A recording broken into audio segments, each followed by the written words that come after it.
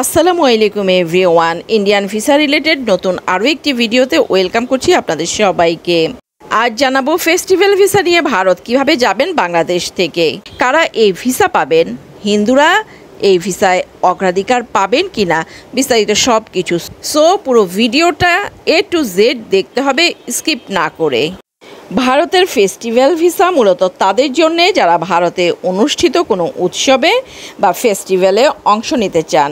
এই ভিসা সাধারণত সেই সব ব্যক্তিদের দেওয়া হয় যারা ভারতে কোনো সাংস্কৃতিক ক্রিয়া বা ধর্মীয় উৎসবে যোগ দিতে ইচ্ছুক, যারা পর্যটন বা অন্য কোনো উদ্দেশ্যে ভারত যেতে চান, মানে যারা ঘোরার উদ্দেশ্যে বিজনেস বা ডাক্তার দেখাবেন বা পড়াশোনা করবেন, এই ধরনের কোনো উদ্দেশ্যে ভারত যেতে চান, তাদের জন্য কিন্তু এই ভিসা কোনো অবস্থাতেই প্রযোজ্য নয়।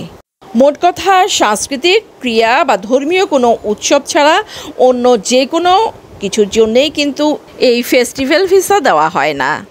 এমনকি বাংলাদেশের কোনো হিন্দু যদি চান এই ফেস্টিভ্যাল ভিসা নিয়ে কিন্তু ভারত যেতে পারবেন কি না, সেই ব্যাপারেও কিন্তু নির্দিষ্ট করে বলা একদমই কঠিন। সাধারণত উৎসব ভিসা একটি নির্দিষ্ট দেশের উৎসব বা অনুষ্ঠানে অংশগ্রহণের জন্য দেওয়া হয়।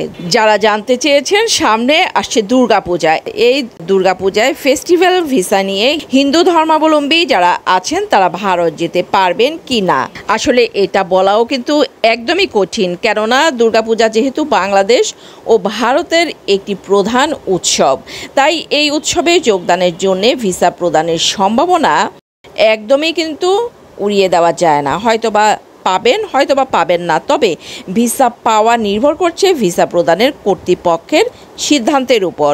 শুধুমাত্র আপনি ভিসা পাবেন কি পাবেন না সেটা জানাবে আপনাকে হাই কমিশন বা ভারতীয় ভিসা সেন্টার থেকে।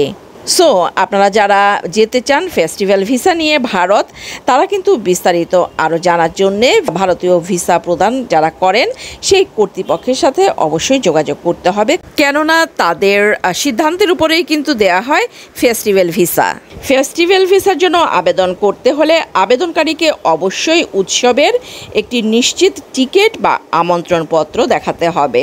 এছাড়াও অন্যান্য সাধারণ ভিসার প্রয়োজনীয়তা পূরণ করতে হবে, যেমন পাসপোর্টের মেয়াদ, ভিসার জন্য আবেদনপত্র, ছবি ইত্যাদি। ফেস্টিভ্যাল ভিসা সাধারণত স্বল্প মেয়াদি হয় এবং এর মাধ্যমে উৎসব শেষ হওয়ার পর যত তাড়াতাড়ি সম্ভব ভারত থেকে চলে যাওয়া প্রয়োজন। এটি মনে রাখা গুরুত্বপূর্ণ যে ফেস্টিভ্যাল ভিসা শুধুমাত্র উৎসবের জন্যই দেওয়া হয় এবং এর অপব্যবহার করা উচিত নয় কোনো অবস্থাতেই।